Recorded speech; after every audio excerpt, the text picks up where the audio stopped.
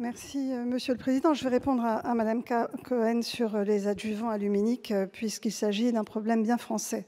Je rappelle d'ailleurs que l'Organisation mondiale de la santé a clairement dit que d'un point de vue épidémiologique, la myofasciite à macrophages était une maladie qui n'avait été observée qu'en France, à l'exception de quelques cas, qu'en France.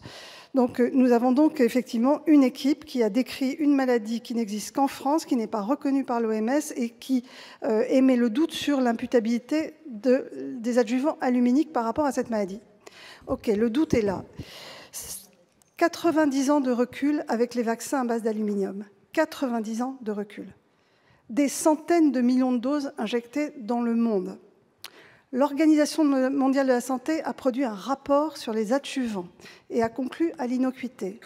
Les académies de médecine françaises, le Haut Conseil de santé publique, toutes les agences de sécurité sanitaire du monde, la FDA américaine, l'Agence européenne du médicament, qui font de la pharmacovigilance, concluent à l'innocuité des vaccins à base d'adjuvants aluminiques.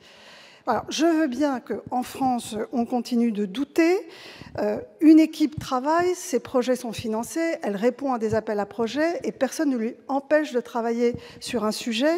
Mais à un moment, nous devons prendre nos responsabilités. Ces vaccins existent, ils sont efficaces, ils sont complètement sécurisés. Nous connaissons parfaitement leurs effets secondaires.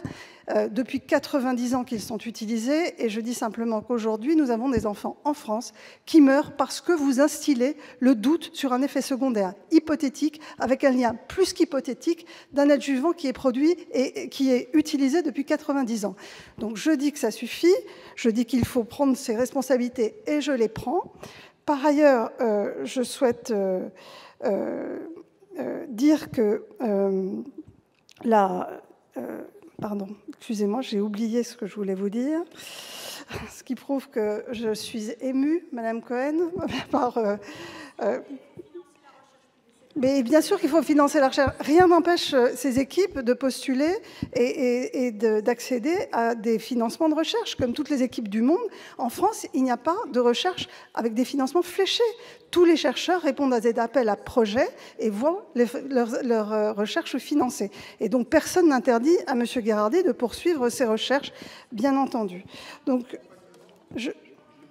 voilà, tout le monde entier a le droit de travailler sur les vaccins. Le monde entier travaille sur les vaccins. Voilà ce que je voulais vous dire. Et aussi, j'ai pris un engagement après la concertation citoyenne et du fait